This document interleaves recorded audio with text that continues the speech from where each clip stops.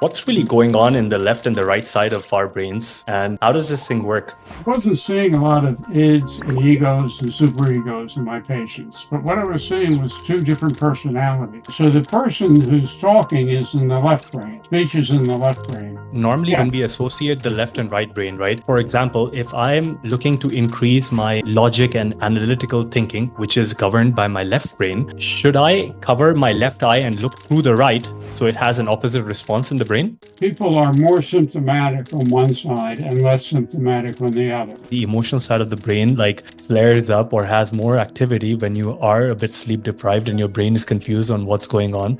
For the everyday person, could that also trigger some sort Yeah, of a negative experience? external events can influence either side. All of a sudden, the depression, anxiety go away, and they're all business, and they attend to the problem. Welcome back to another episode of the Shift with CJ podcast, where we dive deep into biohacking and psychology, neuroscience, and these transformative ideas that can actually help you shift your perspective and elevate your life. Today, I am super excited because we have someone whose research has been doing like groundbreaking stuff on how we see the world, trauma, brain health, and so much more.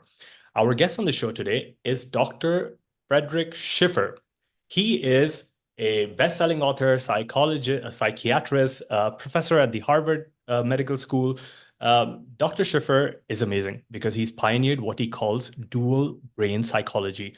It's, in a way, it's a new way of understanding how trauma affects anxiety or how trauma, anxiety, depression, and all of these things are in two hemispheres of our brain. Now, I will let him explain that even further. So, without much ado, please welcome Dr. Schiffer. Dr. Schiffer, how are you Hi. today? Good, pleasure to be here. It's, Thank you for Thank you. joining us all the way from Boston. It's really early for you. Yeah, it's a Okay, long walk. Yeah. okay. So, Dr. Schiffer, let's get right into it. All your work, or most of your work, and the way you're talking about this dual brain psychology. Can Right. you explain to us, A, what does that mean? Like, what's really going on in the left and the right side of our brains? And how does this thing work? Okay. Uh, so it began with early in my career as a psychiatrist. I was trained at Harvard and in psychoanalysis and I wasn't seeing a lot of ids and egos and superegos in my patients, but what I was seeing was two different personalities. That when they came in, they were sort of id-like. They were conscious. The id is supposed to be unconscious, and these were conscious people who were immature and impulsive and symptomatic. And uh, and as I got better, they became more ego-like, or more mature, wiser, healthier, and then they'd regress again, and they'd be back to this immature state. And I didn't quite know what to do with that, but I just observed that. And then I was on vacation in England, and I was rereading a book about the split brain studies, and and I didn't understand this when I was in college and read them, that the real importance of the split brain studies, which are studies that took place in 1940 and then in the 1960s, in which people with intractable epilepsy that was intolerable and ruining their lives. They couldn't drive, they couldn't function, couldn't work. And so they did a radical surgery where they cut the connection between the left brain and the right brain. And and what they found was that they created two minds. They were like two different people. And I went out to California and did the last split brain study. And this was in the 1990s. And and what I did was the first psychological inventory of the two brain hemispheres. And I asked uh, questions of a psychological nature of the two hemispheres. And the way I did that it's known that the eyes are connected to the brain, Mhm. uh, such that the lateral visual field is connected to the opposite brain. It hits the light comes in. Say if I show here to the uh, uh, uh, the left lateral visual field, it goes. Uh, if I'm a split brain patient, it's only seen by my right brain. My right brain is mute. Mhm. And so the person who's talking is in the left brain. Speech is in the left brain. So the person says, I can't see it. But the individual can take his left hand, which is controlled by his right brain, and reach Mhm. into a box and pull out the item. So say it's a chess piece. Mhm. He easily reaches in the box and pulls out the chess piece. If you ask the left brain to do it with his right hand, he can't. He doesn't know what piece to pick out. And so I put two words on each side of the screen, and one word might be happy, and the other might be dishonest, and there were positive and negative words, and we rotated them so that each side got all the words, and what we found was that in this one individual, his right brain had a high opinion of himself, and he scored high on positive words and low on negative words. His left brain had a low opinion of himself and scored low on positive words and higher on negative words. And and then there was another patient who scored similarly, and the way they scored was there were pegs, and they used their fingers on each hand, and we had graduate students watch their fingers, and they pointed to pegs, meaning none to extreme. And that was the way they answered the questions. So the question might be, how much do you feel happy, or how much do you feel dishonest? And they would Mhm. answer with their fingers. And so the second patient scored similarly on both sides. But when we were setting up the equipment, I was talking with him and asked him about his past. And he said he had been bullied as a child. And I said, does it bother you? He said, no, it happened so long ago. And, and his right hand, which is signing for his left brain, which is talking to me, um, indicated that he was not upset by the bullies. He answered none for all I inserted about 10 bully questions. Mhm. And, but his left hand signing for his right brain indicated that he was extremely upset by the bullies. And we published the article, and we felt that his right brain was still upset by the bullies. And this is what I see in my practice, that old traumas like old soldiers, like MacArthur said, they don't die, they just fade away. Mhm. And that old traumas tend to stick around without the person being aware of it. And, uh, and that's a lot of what my work is about. And so I later discovered a German group that was purporting to show movies to one brain hemisphere, the left or right brain, in normal people, people who had an intact connection between their left and right brain. And he was getting different emotional responses, and all the bad responses were not in the right brain where I expected them to be. They were mixed, and so I decided he had $1 million machine that tracked eye movements, a massive computer screen, and I didn't understand till I read it about 5 times what he was doing, and I realized he was showing the movie. It was a movie of somebody getting shock treatment, so it was a very upsetting movie. Mhm. And he was showing it to one lateral visual field or the other.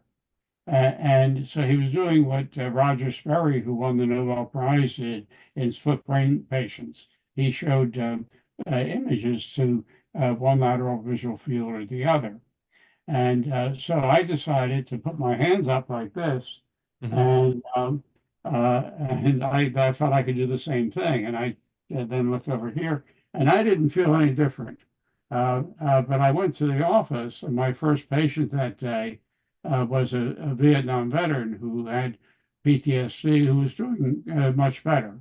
And I asked him to hold his hands up, and he's looking out his left visual field, which is stimulating his right brain. And he says that plant behind you looks like the jungle. So Hmm. he's having a flashback, and he's back in Vietnam. And so I quickly said, "Well, look out the other side." And he smiled. He said, "No, that's the nice looking plant." And Wow, that's amazing. yeah, so I was on 2020 with this a number of years ago, and a patient who I hadn't met before came to our laboratory, and we had taped goggles where there was tape in the middle, and you had to look out one lateral visual field or the other, and uh, and on one side, he felt very relaxed. On the other side, he got upset and anxious. And the moderator from ABC News said, "Well, what are you feeling?" And he said, "I feel like going to war." And uh, and this is typical. I see this in about 55% of patients in my practice. And Hmm. another 30% have differences, but they're not so dramatic. They feel more relaxed on one side. And the side that is better, it tends to be a trait. It tends to stay that way for their duration. Sometimes it switches, but usually 95% of the time it's the same. And then about 15% of people didn't have any difference between their sides. That is And fascinating. That is so fascinating. uh, and so I have what I call dual brain psychotherapy, Mhm. where I talk with two people in one brain. That's And interesting. I use special sunglasses that I developed that simulate they let more light in one lateral visual field than the other. And we also have an fMRI. Now, an fMRI is everybody knows what an MRI machine is, and an fMRI has special software that measures blood flow in the brain. And blood flow is an index of brain activity. The more Mhm. activity, the more the blood flows to that side or that area of the brain. And fMRIs are used in neuroscience, but they don't really reveal much generally over the decades that they've been used. They usually present kind of a measles picture, and it's hard to interpret. But in my study, uh, when people look to the left visual field for 30 seconds and then the right visual field, then repeated it, and then when we took seven people who were in the study and crunched the data, when they looked to the left, their right brain had a massive increase in blood flow compared to the other side. The other side looked relatively dark, Mhm. like a blackout. And then when they just looked out the other visual field, the opposite brain lit up. And Mhm. so with this simple technique, um, I graduated to uh, using an envelope. So Mhm. if I cover one eye and the middle of the other eye, I can stimulate the opposite brain hemisphere. Mhm. And if you want to try this, we can see if you have a response or not. Do you have an envelope handy? I don't have an envelope, but I have a book if that works. But before that, Yeah, I'll work. I wanted to Yeah, ask you one thing. So normally yeah, when we associate the left and right brain, right? So a lot of people know that the left brain is associated more with logic, language, analytical thinking, and the right is more right. creative, intuitive. and more emotional. So if Right. I, for example, if I'm looking to increase my logic and analytical thinking, which is governed by my left brain, should I cover my left eye and look through the right so it has an opposite response in the brain? I don't find that to happen. Okay. So what I find is that people are more symptomatic on one side and less symptomatic on the other. Hmm. And they can speak no matter which visual field is blocked or they're looking at. Hmm. And they can move both sides of their body. So we know that neurologically, if someone has a stroke in their right brain, they get paralyzed on their left side. Hmm. And uh, that if they have a stroke in their left brain, that's where speech is, they become aphasic and they can't uh, uh, speak, or if it, depending on the area of the speech center, they can't understand language. And Hmm. so, so motor systems and speech systems are definitely lateralized. But this, what we're doing, doesn't affect that. In other words, Hmm. this is a different property, and so the left brain may be more logical. So you Hmm. have to cover one eye and the middle of the other eye. Okay, so I'm covering one eye and the middle of the Yeah, other eye with this book yeah, for people and who are and if looking at you this on video. yeah, and so I want you to think of something upsetting Upsetting? in Okay. your life. Yeah, and Okay. I want you to measure, say, how much distress you feel from 0 to 10. Not so much to be honest. Like normally I would be Okay, more stressful. so would you say one or two or none? I would say between 2 to 3. Okay, now I want you to do the same thing looking out the other side. Okay. Now I'm switching my book to the other side, covering this Yeah, eye and and thinking about the go same half situation. the other eye, half your left Okay. eye. Like Okay. cover half your left eye. Okay, Okay. Okay. Half yeah, my there left you eye is go. covered. Okay, good. Now think about the I same want you to think of situation. the same upsetting thing. Now, I don't know if this is placebo or not, but what I feel is on the left eye, I feel more emotional. Yeah, So basically, I was thinking about just so people who are listening or watching this have a context. I have a dog and I love dogs, and I was imagining someone killing a dog on purpose. So this is something that is very disgusting, and I wouldn't stand it, and I would generally be right. upset, either angry or sad or one of those emotions. When I covered my left eye and I was looking at it from the right eye, it did not trigger me as much as I would think it would. But when I Yeah, covered my right eye and I was looking at it from my left eye, it did spike up an emotion. I wouldn't say it's so much, but again, we're in a recording podcast, so maybe right. the What would you say from 0 to 10? 0 to 10, I would say more so um, 2 on the lowest from the right and maybe 5 on the left. Well, that's a big difference. Okay, Yeah, so that's more than it was 100%. noticeable. Yeah, it's Yeah, noticeable. yeah, And this would change if, like, for example, if I was imagining something of something horrible that happened in my past. You mentioned bullying before. I was obese as a kid. I was bullied as a kid. And I also think that, you mentioned the word trauma, and from the work that I read of yours, like trauma is also emphasized. It could be PTSD or something else. But I right. think most of the people, especially in this part of the world, they associate trauma with something big, like a terrible accident or they lose someone. But you talk about trauma in many different ways. It doesn't have to be That's the trauma with the capital T. It could be small everyday things like bullying, which happened when I was in school. I'm talking about like 20 years ago. And probably if you ask me now, it doesn't affect me so much, but did it do at that point? Yeah, a lot. Now, I wonder if you do that visual thing again Mhm. and think about the bullying, see if it does bother you more on one side than the other. So you're looking at your I'm uh, looking out of my right eye right now. visual field. Yeah. So it's actually not your right eye, but your right lateral visual field.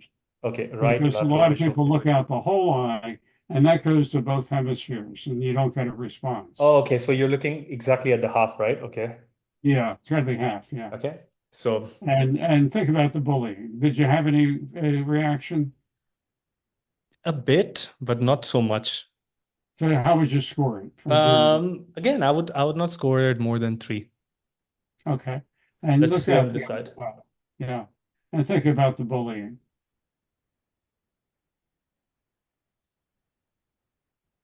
Don't It's put it so much. strange.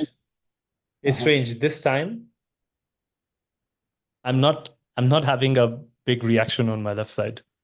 It's Uh-huh. if that was three, this would be like one. Uh-huh. But I'm Okay. but also I'm so excited to talk to you. I don't know if the excitement is changing. Okay. Uh, well, usually I would expect it to be much higher Mhm. on one side, and it can be either side that has the negative thing, and it's I call it what my first book is called Of Two Minds, and what I mean by that is that if someone is uh,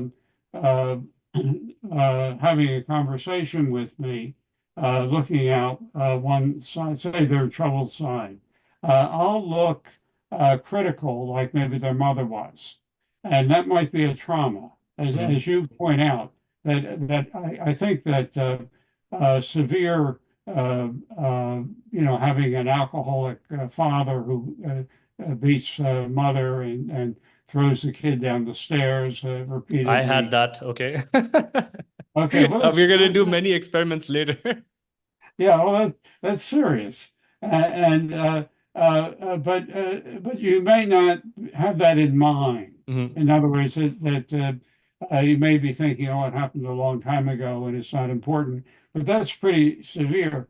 A lot of times, it's not even that severe. It's more maybe a distant father who's not Mhm. very involved and is sort of rejecting or a Mhm. mother. I have a lot of men whose mothers said, "Oh, you're a loser," when the kids would come Criticizing them. home. Yeah, Yeah, criticizing them, or with friends, or like your teacher or someone who didn't right. see you in the right light. And that kind of stays with a lot of people. I meet so many people who say every time you remind them of an emotion that kind of happened in their childhood, and they're like, oh my God, I cannot, like, they start shaking sometimes. So those memories can be really strong, Yes. or they And get then angry. what happens with that early trauma is that you go to school and it's harder to concentrate. And then the teacher gets angry with you. And Hmm. so the trauma then snowballs. And then Hmm. and maybe peers are getting critical because you're not doing well in the athletic field or in the classroom, and so you wind up making friends with other people who are having trouble. Hmm. And then when a person gets to be an adolescent, they start skipping school or drinking and then it might fail out of college. And each of these things is a great trauma. And if they become addicted, then that's a great trauma. And they feel that they're an addict. Hmm. And I like to say I don't have any addicts in my practice. I have trauma victims, Hmm. and that the addiction is an attempt by the immature side to deal with the trauma.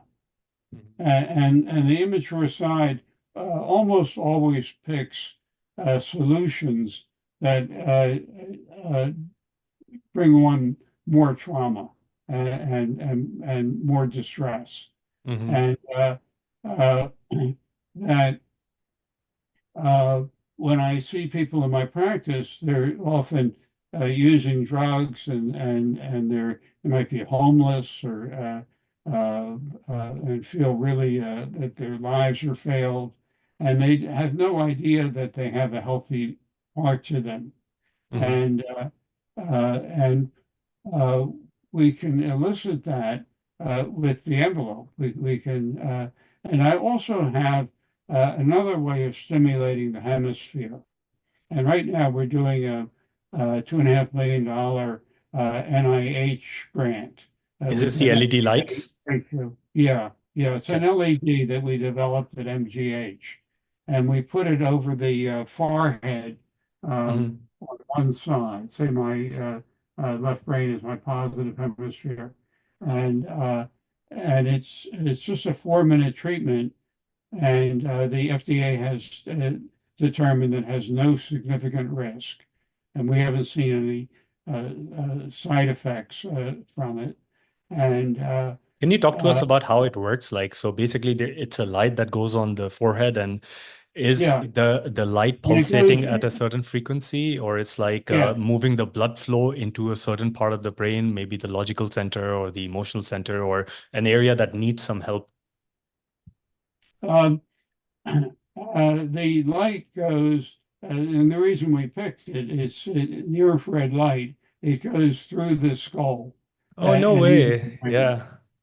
Uh, and and and it's called photobiomodulation, Interesting. and it does a lot of good things to the brain, but I don't think that's what I'm doing. In other words, it stimulates energy production, Hmm. decreases inflammation, Uh-huh. increases blood flow. It does a lot of good things to the brain, Uh-huh. and it doesn't do anything that is known to be harmful to the brain. Uh, And it's interesting because I don't know if you know this, but I have at one of my companies, Biohacken, we have photobiomodulation products, and I see. we developed a cap with red and near infrared light. But these are the LED lights are placed at certain parts, in different areas of the brain. It's designed to stimulate the brain and do some sort of a brainwave entrainment where we can teach the brain slowly on how to go into like 10 hertz frequency or like a 40 hertz gamma brainwave frequency. But I did not know these LED lights were like near infrared. The ones we use is for red and near infrared. It was developed for like athletes and people who are like executives, but most of the people now use it for hair loss because it's got an Right. effect on increasing the blood flow on the hair follicles, and then it stimulates hair growth. This is fascinating. I did not know this. Yes. Now, but you're simulating both sides, Mhm. and Yeah. and so what I do is simulate one side, and and in this grant we're treating fentanyl addiction, and it's our Mm. third clinical trial, and we in our first two trials got great results, and so the FDA has given us a breakthrough designation, and that's why we have this big grant from it's from NIH and the National Institute for Drug Abuse, Congratulations. and half the people are getting a sham treatment, and I don't know who's getting active in sham, but I do know that if I rank the people according to how much they've decreased their fentanyl, the top half uh, have an 80% decrease in fentanyl, and a lot of them have stopped their fentanyl. The bottom half have a 16% decrease, and some of them have gotten worse. And so they may be getting I'm hoping that the bottom half are getting sham and the top half are getting active treatment. Uh, and I think that that's probably true because it's hard to treat fentanyl with a placebo. Yeah, I know. I would ask you like what do you think is the mechanism of action there? Is it that Okay. yeah. So what I think, again, I mentioned that there are known to be a lot of good things that happen with the brain, but not in 4 minutes. Hmm. Okay, so someone can get a 4 minute treatment, and you'll notice the when we did the eye maneuver, that takes place in seconds. Hmm. So your response it was within a few seconds, Hmm. and with the light, we give a 4 minute treatment. Usually, the person feels the difference in about 2.5 minutes. So, and it's a special light that we developed. It's very intense. It's 240 milliwatts per centimeter square. Oh wow. And So your lights are probably 10 milliwatts or something, Hmm. and it's in one location, So it's and concentrated. so yeah, so we're trying to stimulate the dorsolateral prefrontal cortex. Hmm. So we put it over that, and the dorsolateral prefrontal cortex is a hub for the brain. It's an association area, and so I'm trying to stimulate a mind. So, so I think that what I'm doing is having actually a quantum effect. Now, I don't know that, but I think that. Uh, uh, that I think I'm stimulating brain information that becomes conscious, Hmm. and that creates a conscious mind that has a different body of information. It's a more positive body of information, and I'm able to make it conscious. If I put the light on the other side, just like with the visual thing, the person will have a more negative outlook and Hmm. and uh, they won't go into a catastrophe if you put it on the negative side, but they'll have their the symptoms that they came in with. Does And everyone have a different negative and a positive side, or is it standard for everyone? it's pretty standard in terms of what I've seen over decades. Mhm. Uh, that rather than it being more logical or more artistic, it's more uh, uh, symptomatic and neurotic versus healthy and sensible. Hmm. And uh, I had an experience where it was the first time, it was about 5 years after I wrote my first book.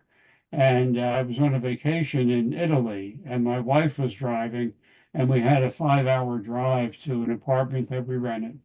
And I was feeling uncomfortable. My wife is a good driver, and she was driving, and uh, and I felt like we were going to have an accident. And I noticed after about an hour that the road was really safe. It was like any road, it, in the U.S. That I Hmm. drive on, and um, and then after a while, I decided to put my hands up and block my vision. And I was looking out my right lateral visual field, which would stimulate my left brain. And all of that anxiety went away just immediately. And I looked out the other side and I got a boom of anxiety. And then we got to the apartment and it had a balcony looking over a road. So I'm up on a balcony, uh, and and if I looked out my right, my left, uh, um, um, um, Lateral vision. if I looked out my left lateral visual field stimulating my right brain, uh, I got very anxious, and so that I'm looking at cars on the road. It was it wasn't a highway; it was a back road, but it was, and I felt like the cars were sort of going to jump up and hit me. And Hmm. I said, well, that's crazy, and I looked out the other side and it felt perfectly safe, and it was a normal road, and I had to wrestle with myself for about a day. I said, do I want to ruin the vacation? Do I want to be crazy or Uh-huh. sane? And and uh, and I was able to prevail, but with all my experience and writing a book and it turned out I realized a few years later, not at that time, that it had to do with some trauma that I had experienced Hmm. that being in Italy brought up. And and um, um, and so that was the first time that I had experienced the lateral visual effect. And I use it now. If I'm under stress, I can get an envelope and look out. And I use the light on most days. I try and use it every day. Sometimes I'll miss a day, and I think it's good for cognitive enhancement. Hmm. And That's so interesting. Could it, were you Were you at any point when this thing was happening, this episodes of feeling scared or nervous or anxiety, Yeah, was your sleep the same as it is all the time? Because here, here's something that I'm thinking. I've experienced something similar, especially when I've made some long travels. But one of the things that I also think is that sometimes I cannot sleep on the aeroplane. Then there is jet lag, and then we know that the emotional side of the brain like flares up or has more activity when you are a bit sleep deprived and your brain is confused on what's going on. And could for the everyday person, could that also trigger something, some sort yeah, of a negative experience? yeah. That's absolutely true. There was a movie with Steve Martin and Lily Tomlin. Do you know who they are? No, Okay. but I will look them up. Okay. Uh, well, Steve Martin is a comedian, and he's in the U.S. He's sort of retired now, but he was at the height of his uh, popularity and was very famous. And uh, and Lily Tomlin was also a comedian, and so the story is that Lily Tomlin is meditating with her guru, and there's Mhm, a terrible accident that the humming bowl slips out of the guru's hands and tumbles down a huge flight of stairs in Manhattan. And as a result, Lily Tomlin's mind gets embedded in Steve Martin's brain. And so you have Steve Martin as the embodiment, and Lily Tomlin wants to go downtown, and Steve Martin wants to go uptown. So he's going like this back and forth, mhm, and she's screaming at him, she wants to go here, and he's trying to resist. Now, if someone came by and encouraged Lily Tomlin and then she would have gotten stronger. And so if something encourages the negative side, say that someone is inducing somebody to use fentanyl, mhm, that'll arouse the negative side, and it actually becomes stronger. mhm, And so if Lily Tomlin was yelling loud enough, she might have gotten her way and gone downtown. Uh, mhm, that the two sides can compete. And they often, when a patient comes in, the two sides are often fighting and trying to kill each other, mhm, or they don't acknowledge each other. And what I do in dual brain psychotherapy is to get them to cooperate and to treat the trauma in the troubled side and use the healthy side as a co-therapist to help treat the trauma.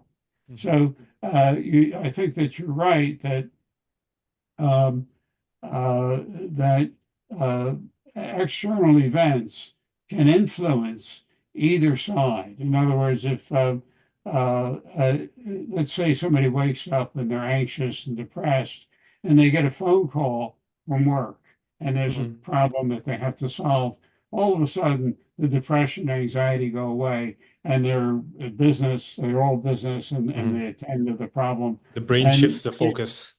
yeah, it'll strengthen the mature side. It'll rouse the mature Mhm, side so that these two minds are influenced by outside events and mhm, influenced by each other. mhm, And I'll teach the patient how to talk with the the troubled side, mhm. and he can influence it.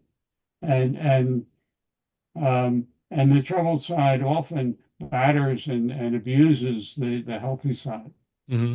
Now, just because you mentioned the guru and meditation, I wanted to Yes. bring up another thing. Like in the Eastern, I'm originally from India, and in the Eastern philosophy, especially when it comes to yoga and yogis culture, Mhm. they have a similar idea.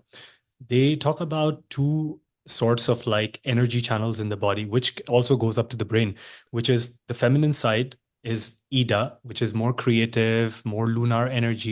You'll hear all these things, and like these are the terminologies. And the male Right. style is more masculine, more logical. And the goal is that these two are always fluctuating. No one has like a complete balance. Like if you're a guru, you probably have like a complete balance where there's a center point. But almost all of us, there are these opposing yin and yangs that are working all the time. And Right. one could, in certain situations, get more agitated, can be more anxiety prone. And this is what we see today. Like you mentioned, external events, like even having substances, like having 2 cups of coffee instead of one, or, just looking at your screen for long amounts of time with the blue light and how it messes the circadian rhythm. And then there's a downstream effect on different things. But you said something even interesting, the two sides of the brain. I can't remember from who, but years ago I read that yes, of course, you have these different sides of the brain, and it also helps if you name them. If you name, like my name is CJ, and I would say CJ1 or CJ2, just for simplicity. Mhm. And this Yeah. is when you know that CJ1, as in this part of your brain, is becoming more dominant right now. And while you while you don't get involved in the emotion, this allows you to take a step back and observe the different parts of the brain and how they're communicating with each other. So one part is being nasty or trying to kind of like sabotage the other one. You could just say, hey, CJ1, I see what you're doing. Like, I want, Uh-huh. you Yeah. some, I don't know if it makes sense, but it kind of like helps you even better than being a victim of the situation and saying like, I'm so stress prone and my day isn't getting good. If you take a step back and you say, okay, this part of my brain seems a bit overactive right now. Can I, with meditation or just by talking or, covering one eye, can I influence one of these? What's your thought on that? Yes, I agree with you, and I have Fred and Freddie, Mhm. Okay, good.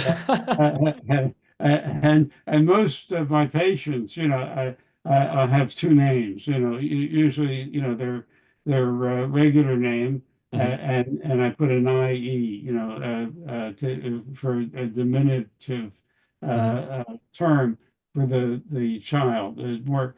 I don't like the term inner child because I think mhm, it's overused and kind of devalued. But it is. But what I'm talking about is an inner child, and uh, and I think to give them two different names, I think is a reality. They're two different people, and and I think it makes it easier to talk to them. And so I'll mhm, have a conversation with Freddie, and it might be 3 o'clock in the morning. If I wake up and I go downstairs and get a snack, and I sit down and talk to Freddie, mhm. and during the day, uh,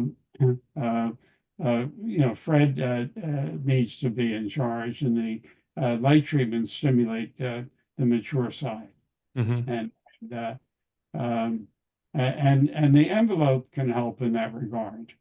Yeah, the That envelope is really good. It gives everyday people access because if someone is listening to this or someone is looking at us on video, that is such a low-hanging fruit that everyone can do no matter where they are, and they don't have to right, have access to sophisticated technology. Of course, the technology is so much more faster and has much more results. But let's say someone's just having a bad day, and if they have the power to just choose something, like I had that book right here where I had my yeah, notes, and if they could do it right in the moment, it's a good thing for them because, like like you said, the snowballing effect, we don't realize it. But for the average person, their boss is stressing them out. Then they have a stressed out day. They miss the gym. They eat junk. Then they go have a fight with their partner. Then they have a fight with their kids. Kids are angry. Kids develop trauma. So this is like it starts off with the smallest thing. And right. if we give people the opportunity or the knowledge, and I'm so grateful that you're putting all of this great work out there, that yeah, you can use advanced things, but like start off with the simple thing. It's And also, I have my book that I put up here to plug Mhm. my book. Uh, this just came out. This is my Shout out, second. everyone, please check it out. Uh, It's called Goodbye Anxiety, Depression, PTSD. Addiction, and PTSD, Mm-hmm. The Life-Changing Science of Dual Brain Psychology. Mm-hmm. And it's an easy read. So a lot of people might be intimidated uh, uh, by a book, that has to do with science, but Mm-hmm. the science is presented in a very easy to understand way. Uh, Uh, and uh, there's a chapter on self-help oh, that's uh, good. and there are narrative fictional descriptions of actual therapy sessions. Uh, so people tell me that it's an easy read That's and good. an easy We will put topic. the link in the show notes so everyone who can buy it, they can buy it from US or anywhere internationally. Now, I want to ask you a question. You've been with Harvard for such a long time, and we know Yes. like really interesting things come out of there. Are they working on something secretive or like not secretive? Let's say like, do you know about like projects, studies, devices that have been developed right now that could change the way our mental health is in the future?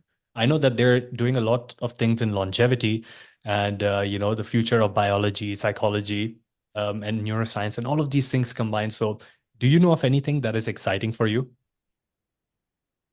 I don't. Okay.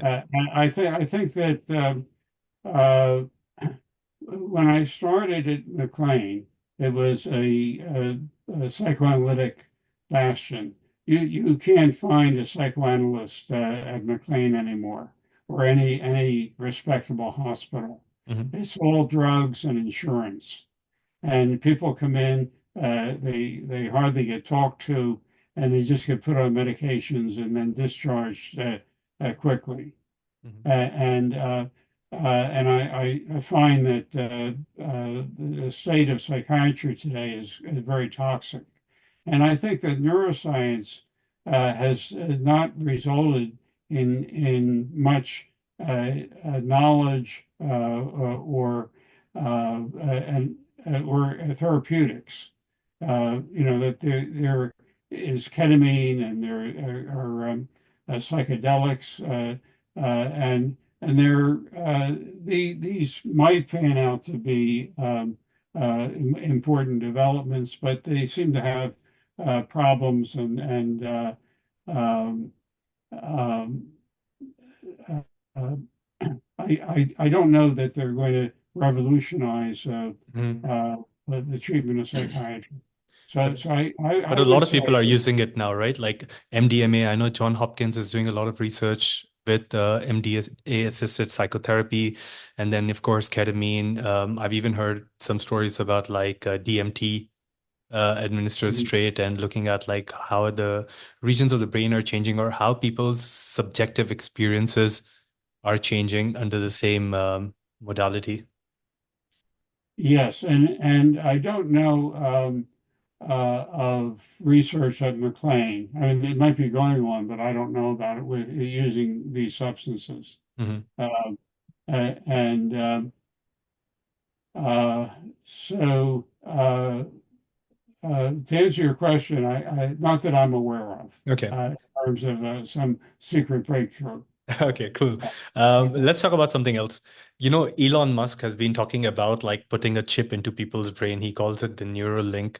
What do you think Mhm. about that? Do you think there is any efficacy of this, or do you think in the future, like for example, instead of using the LED lights or using the envelope, we could just plant a chip in our brain and then have like our iPhone as a remote controller and say, okay, stimulate Freddy now and stimulate Fred now. Do you think the Uh-huh. future could look like this? Um, I really don't know how the chip would operate. Mhm. So the chip would, I assume, have some intelligence to it, there is a modality called transcranial direct Mhm. electrical I've stimulation, done that. and if the one side stimulates and the other side inhibits if you Mhm. put it up front, and and uh, and that's been used to treat depression. and usually they'll stimulate the left side and try and inhibit the right side. Mhm. And so you can sort of use electricity to stimulate. You probably could use electrical fields. Now, we did some interesting studies with RTMS. So RTMS uses a magnetic field that causes a current in the brain. Mhm. And for some reason that's unknown, they only want to stimulate the left side. The idea that left is good and right is bad is kind of grounded in psychology and neuroscience. So we did two studies to that what we find is about that there probably is more people who have a positive left brain, but particularly in people with severe PTSD, there a lot of times their left brain is their negative side, Mhm. and so um, I would say generally it's about 60-40, the split. And so you have to test people individually to see which side is their positive side and their negative side. So we did this with a group who were getting TMS, which is transcranial magnetic stimulation. It's a treatment for depression. And and what we found was that if somebody had a negative left hemisphere, they didn't do well with TMS. If their left brain were their positive side, they did well. And we repeated this and got the same results with a one study was at Harvard with at Beth Israel Hospital, a different facility, and I didn't run the study. I just lent them the glasses to Mhm. test the baseline hemispheric valence, and the other study was done in Canada. But we got the same results, and also there were gender differences that were matched. Mhm. And so what we found was that if you stimulate with the magnet a negative left brain, you're not going to get a good result. And the results with TMS are mediocre. And that we had a much higher result in people with a positive left brain who were getting their left brain stimulated. And I tried to convince people to stimulate the right side in those people who have their right side as their positive brain, and no one would do it. And that's how I got interested in the photobiomodulation. I Mhm. wanted something to stimulate the hemisphere more powerfully, Mhm. and that I didn't have to lug up 3 flights of stairs with a heavy machine. and and it turned out that it worked beyond our wildest expectations. That's amazing. If you ever come to Dubai, just bring it with you and we can test it with a lot of people over here. I'm sure we have a lot of guinea pigs who will say, I want to test it and see how it works. We have a huge community of biohackers and, health people here. This is so fascinating. I have a headset, which is an American company. It's called, blank out on the name. I need some brain stimulation. But the idea is that they have a visor which has LED lights, and these LED lights are flickering in a certain way, which can get you into the alpha brainwave state. They have a headphone which has lights which are going into the ear canal, blue light at 450 nanometers and red light at 660 nanometers. And they're using Chinese meridian and acupuncture points to get a signal into the brain. The headsets itself has different kind of isochronic tones, binaural beats, and a lot of these other kind of sound technologies.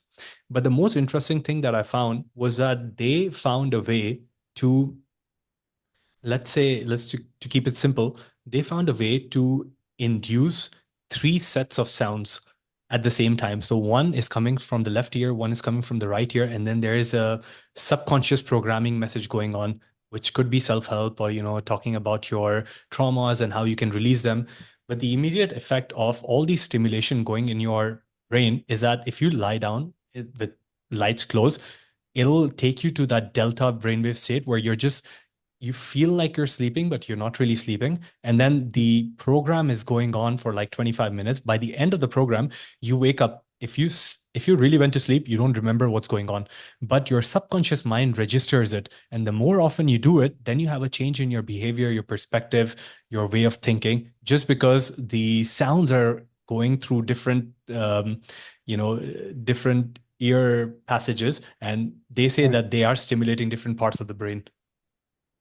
Uh, yes, I think sound does cross over, Mhm. and it's not as powerful uh, a neurologic connection as the eyes, but the ears are connected to the opposite brain, and um, and so I think that's really interesting. I'm not aware of that Mhm. technology. Mhm. And it might be that if they did a baseline test with the envelope, that they might reverse the earphones Mhm. and some individuals and improve their results. I don't know that, Yeah. but it's just a No. suggestion. I But I would be excited to see like your LED lights with transcranial direct stimulation with the headphones with like, a biohacker tech, which goes through maybe in the next 2 to 3 years or the next 5 years, which goes through all of the different entry points and then, has different mechanisms of action and like gets us into an altered state or like a state which is preferable. Yeah, so I'm excited about that. Hopefully that happens sometime soon. I have a patent pending Hmm. on a device that uses music, and I play calming music opposite the troubled side, Hmm. and so it's not as sophisticated as what you're describing, Hmm. uh, but I have been, playing around a little bit with sound, um, um, uh, what you're describing is interesting, and Yeah, maybe, I'll email you uh, the link of the yeah, device. yeah, send me a They're really link. big. Yeah, Yeah, I'll do yeah. that. Okay, Dr. Schiffer, this has been super exciting. Thank you so much for your time. We have covered so many things, and I think people have like a better idea on what dual brain psychology is. If you don't, please read the book. Also going to link to his website and some of the other things so you can take a deeper read. But before I let you go, is there anything that you want to share? Any, tips, practical stuff, what you want people to see, what you want people to do, anything, the floor is yours.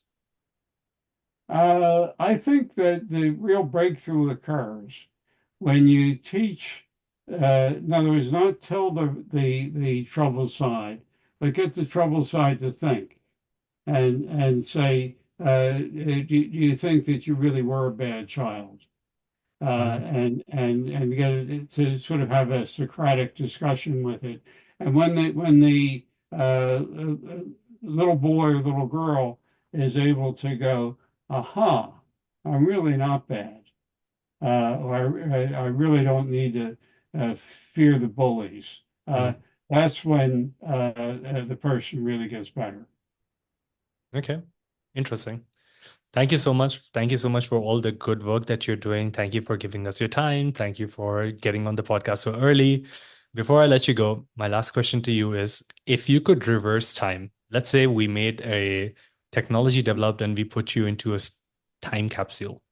You could go back to your younger self, but only for like 30 seconds, and you could give back your younger self one piece of advice. What would that be? Uh,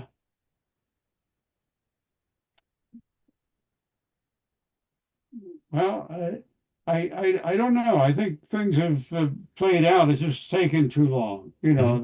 that so that I'm in my 80s now, and I have so much more work to do.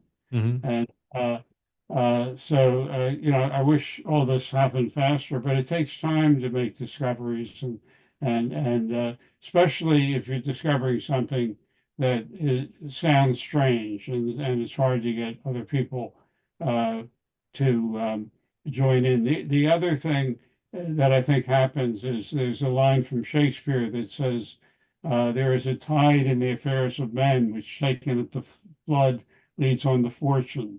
And and uh, and I think if I were researching drugs in the 1980s, it would have been easy to promote myself and promote what I was doing. But this is not supported by any outside flow. I'm the only person working on the hemispheres, and I have colleagues at McLean who work with me, uh, uh, uh, and the NIH has been good to me. Uh, but and also the U.S. Army is applying for a very large grant to treat depression and combat PTSD with my light. Mhm. And so, but there hasn't been really a stream of I'm always swimming upstream. Uh, Okay. but I don't know how to answer the question except that I think things have worked out well for me Mhm. overall. And it's just life, takes time and has its Mhm. obstacles. I guess then the lesson that we can share with everyone is of patience and persistence and believing in what you do. Because Yeah. yes, you're right. It takes time. Whenever we hear stories of others, we always hear like how fast things have happened, but we don't see those countless million stories which were either unsuccessful, they never got to the place, or it took too much time. Because we are always romanticizing the idea of things becoming fast and instant gratification. A good way to think about it is like if you want a child, like you can make someone pregnant, but it still takes still take 9 months. You cannot sleep with 9 people and expect the baby in a month. Nature and some things have its own time, and the faster you understand it and are at peace with it, at least you won't stimulate the other side of your brain. How about that? How about we close Yeah. with that lesson? Good. Okay. Yeah. It's been a pleasure. Thank you. Thank you. This has been pleasure for me as well. And this is CJ, everyone, your host, your friend, signing out of the Shift with CJ podcast. Everyone have an amazing day, amazing week, amazing life. Find a book, find an envelope, try to do this experiment, read his book. And remember, good things in life will take time. Be patient. This is me signing out of the Shift with CJ podcast. Take care, everyone.